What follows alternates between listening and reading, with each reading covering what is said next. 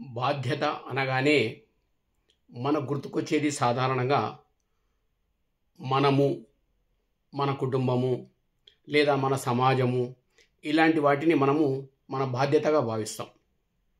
కానీ ఇవన్నిటికంటే చాలా ముఖ్యమైన బాధ్యత ప్రతి వ్యక్తి పైన ఉంది.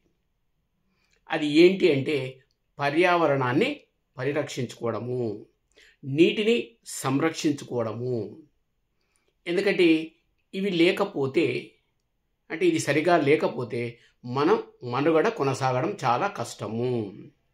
ఎందుకంటే మనము ఎప్పుడూ మనకు కావాల్సింది, మన జీవనానికి ముఖ్యం కావాల్సింది ఆక్సిజన్, మంచినీరు, అదేవిధంగా మన చుట్టూ ఉన్నటువంటి వాతావరణము, అంటే మన పర్యావరణం, ఇవన్నీ చాలా చక్కగా ఉంటేనే మనకు మనుగడ అనేది ఉంటుంది. లేకపోతే మనకు మనుగడ లేకుండా పోతుంది.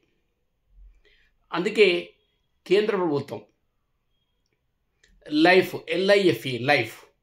అంటే లైఫ్ స్టైల్ ఫర్ ఎన్విరాన్మెంట్ అనే చక్కటి లోగోతో ఎకో క్లబ్స్ మిషన్ లైఫ్ అనే పేరుతో department of education and literacy, ministry of education, government of India వారు దాంట్లో క్యాంపెయిన్లో భాగంగా, ఈ పర్యావరణ పరిరక్షణ క్యాంపెయిన్లో భాగంగా ఏక్ పేడ్ మాకే నామ్ అనే చక్కటి నినాదంతో ప్రతి విద్యార్థి ఒక మొక్కను తన తల్లి పైన నాటాలి. దాని పేరు కూడా అందుకే దానికి ఏక్ పేడ్ మాకే నామ్ 2.0 ఆర్ 2.0 అనే పేరుతో పెట్టడం జరిగింది.